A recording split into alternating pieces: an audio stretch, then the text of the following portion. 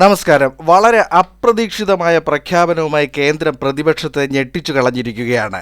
പ്രതിപക്ഷ കക്ഷികളുടെ നീണ്ട നാളത്തെ ആവശ്യമായ ജാതി സെൻസസ് നടത്തുവാൻ വളരെ പെട്ടെന്നാണ് കേന്ദ്ര സർക്കാർ തീരുമാനമെടുത്തത്. ഇതിന് പ്രധാന കാരണമായി ഏവരും ചൂണ്ടിക്കാണിക്കുന്നത് ഇക്കൊല്ലം നടക്കുന്ന ബീഹാർ തിരഞ്ഞെടുപ്പാണ്.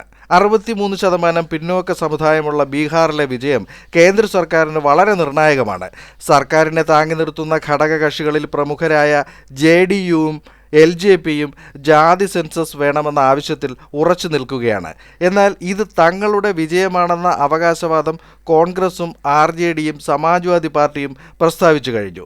കഴിഞ്ഞ പാർലമെന്റ് തിരഞ്ഞെടുപ്പ് കാലത്ത് കോൺഗ്രസ് ജാതി സെൻസസ് ആയിരുന്നു പ്രധാന പ്രചരണ ആയുധമായി മുന്നിൽ നിർത്തിയത്. ഇപ്പോൾ കേന്ദ്രമന്ത്രി അശ്വിനി വൈഷ്ണവ് പറഞ്ഞത് വിവിധ ജാതികളുടെയും ഉപജാതികളുടെയും സുതാര്യമായ കണക്കെടുപ്പാണ് നടത്തുക എന്നതാണ്. അടുത്ത വർഷം തുടങ്ങുന്ന ദേശീയ സെൻസസിനൊപ്പമായിരിക്കും ജാതി സെൻസസും നടത്തുക. കേന്ദ്രം പറയുന്നത് ഇതുവരെ നടന്നത് ജാതി സെൻസസ് അല്ല, ജാതി സർവേ ആണെന്നാണ്. ഇങ്ങനെ വോട്ടർമാരെ ആകർഷിക്കുവാൻ ലക്ഷ്യമിട്ടിട്ടുള്ള ജാതി സർവേകൾ സമൂഹത്തിൽ ആശയക്കുഴപ്പം സൃഷ്ടിച്ചു എന്നാണ് കേന്ദ്ര സർക്കാരിൻ്റെ വാദം.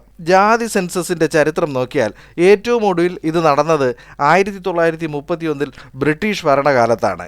1951 മുതൽ പട്ടികജാതി പട്ടികവർഗ വിഭാഗങ്ങളുടെ ജാതി വിവരങ്ങൾ ശേഖരിച്ചു വരുന്നുണ്ട്. പിന്നീട് 2011 സാമൂഹിക സാമ്പത്തിക ജാതി സെൻസസിൻ്റെ പേരിൽ വിവരങ്ങൾ ശേഖരിച്ചിരുന്നു. അതിലെ വിവരങ്ങൾ ഇപ്പോഴും പുറത്തു വന്നിട്ടില്ല. പിന്നീട് 2021 സെൻസസിനൊപ്പം ജാതി സെൻസസും നടത്തുമെന്ന് പറഞ്ഞിരുന്നു. അത് ഉണ്ടായതുമില്ല. ജാതി സെൻസസിൻ്റെ പ്രധാന നേട്ടമായി പറയപ്പെടുന്നത് ഇവയാണ്: 1. സംവരണം കൃത്യമായി നടപ്പിലാക്കുവാൻ കഴിയും.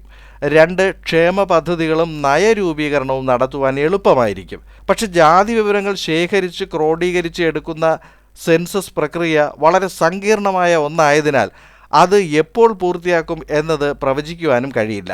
ജാതി രാഷ്ട്രീയം ശക്തമായ ബീഹാറിലെ തിരഞ്ഞെടുപ്പ് അടുത്ത സമയത്താണ് ഈ പ്രഖ്യാപനം വന്നിരിക്കുന്നത് എന്നതും വളരെ തന്ത്രപരമായ നീക്കമായി വ്യാഖ്യാനിക്കപ്പെടുകയാണ്. പ്രത്യേകിച്ചും രാജ്യം ഇപ്പോൾ പഹൽഗാമിലെ ഭീകരാക്രമണത്തിന്റെ ഞെട്ടലിൽ നിൽക്കുന്ന സമയവുമാണിത്. ഇപ്പോൾ സർക്കാർ ജാതി സെൻസസ് പ്രഖ്യാപിച്ചതിന്റെ ക്രെഡിറ്റ് തങ്ങൾക്കാണെന്നാണ് കോൺഗ്രസ് അവകാശപ്പെടുന്നത്. എന്നാൽ ഇതൊരു പ്രഖ്യാപനം മാത്രമാകുമോ എന്നതും വിഷയമാണ്. അടുത്ത സെൻസസിനുള്ള നടപടികൾ ഇതുവരെ തുടങ്ങിയിട്ടില്ല. അങ്ങനെയായാൽ ജാതി സെൻസസും ഇനിയും നീളും. ഹൈന്ദവ വോട്ട് ബാങ്കുകൾ ഏകീകരിച്ച് നിർത്തുവാൻ ജാതി സെൻസസ് തടസ്സമാകും എന്നതിനാലാണ് BJP ഇതുവരെ ഇതിന് മുതിരാതിരുന്നത്. അപ്പോഴാണ് പ്രതിപക്ഷ പാർട്ടികൾ ഭരിക്കുന്ന ചില സംസ്ഥാനങ്ങളിൽ ജാതി സർവേകൾ നടന്നത്. ഈ സർവേകൾ പിന്നീട് വിനയാകും എന്ന വിലയിരുത്തലിലാണ് കേന്ദ്രമന്ത്രിസഭ ഇപ്പോൾ ജാതി സെൻസസിന് അംഗീകാരം നൽകിയിരിക്കുന്നത്. ജാതി സെൻസസ് നടന്നു കഴിഞ്ഞാൽ പിന്നീടുള്ള സംവരണം ഈ വിവരങ്ങളെ അടിസ്ഥാനമാക്കിയായിരിക്കും. ഭരണഘടന 7ാം ഷെഡ്യൂളിൽ അനുച്ഛേദം 246 പ്രകാരം പട്ടിക 69ലാണ് സെൻസസ് കണക്കെടുപ്പ് കേന്ദ്ര പട്ടികയിൽ ഉൾപ്പെടുത്തിയത്. അടുത്ത കാലത്ത് പ്രധാനമന്ത്രി നരേന്ദ്രമോദിയും RSS മേധാവി മോഹൻ ഭാഗവതും തമ്മിൽ നടത്തിയ കൂടിക്കാഴ്ചയും ഇത്തരമൊരു തീരുമാനത്തിലെത്തുവാൻ കാരണമായി എന്നും പറയപ്പെടുന്നുണ്ട്. കഴിഞ്ഞ ഇലക്ഷനുകളിലെല്ലാം BJPക്ക് വിജയം നേടുവാൻ കഴിഞ്ഞത് പിന്നോക്ക മുന്നോക്ക ഹൈന്ദവ വോട്ടുകൾ ഏകീകരിക്കുവാൻ കഴിഞ്ഞതാണ്.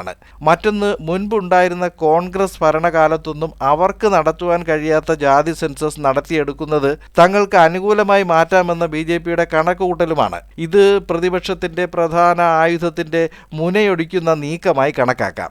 നിതീഷ് കുമാർ ബീഹാറിൽ നയിച്ച മഹാസഖ്യം സർക്കാർ 2022 ബീഹാറിൽ നടത്തിയ ജാതി സർവേയുടെ നേട്ടം അവർക്കുണ്ടായതും 2024 ലോക്സഭാ തിരഞ്ഞെടുപ്പിൽ ഇന്ത്യ സഖ്യം ജാതി സെൻസസ് ഉയർത്തിക്കാട്ടി BJPയെ പ്രതിരോധത്തിലാക്കിയതും എല്ലാം കണക്കിലെടുത്താണ് ഇപ്പോൾ പറ്റിയ മറുപടി കേന്ദ്ര സർക്കാർ നൽകുന്നത്. നേരത്തെ പാർലമെന്റിൽ രാഹുൽ ഗാന്ധി ജാതി സെൻസസ് വിഷയം ഉയർത്തി ആഞ്ഞടിച്ചപ്പോൾ പാവപ്പെട്ടവരും സ്ത്രീകളും യുവാക്കളും കർഷകരുമാണ് ഏറ്റവും വലിയ ജാതികളെന്ന് പ്രധാനമന്ത്രി തിരിച്ചടിച്ചിരുന്നു.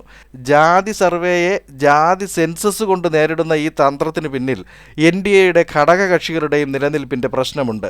മറ്റൊന്ന്, വഖഫ് ഭേദഗതി നിയമത്തെ ചൊല്ലി ഇപ്പോൾ തന്നെ കേന്ദ്ര സർക്കാരിൻ്റെ ഘടകകക്ഷിയായ JDUവിനകത്ത് 2 ചേരികളായിട്ടുണ്ട്. ഇത് ന്യൂനപക്ഷ വോട്ടുകളെ പിളർത്തുമോ എന്ന ആശങ്കയും BJPക്കുണ്ട്. കേന്ദ്രമന്ത്രി അശ്വിനി വൈഷ്ണവിൻ്റെ പ്രസ്താവന നോക്കിയാൽ സാമൂഹിക ഘടന തകരില്ലെന്ന് ഉറപ്പുവരുത്തുവാനായി ജാതി സർവേകൾക്ക് പകരം ജാതി കണക്കെടുപ്പ് പൊതു സെൻസസിൽ ഉൾപ്പെടുത്തുവാൻ സർക്കാർ തീരുമാനിക്കുന്നു എന്നാണ്. അങ്ങനെ അടിക്കാനോങ്ങിയ വടി പിടിച്ചു വാങ്ങി തിരിച്ചടിക്കുക എന്ന ഏറ്റവും വലിയ രാഷ്ട്രീയ തന്ത്രം തന്നെ കേന്ദ്ര സർക്കാർ നടപ്പിലാക്കുകയാണ്.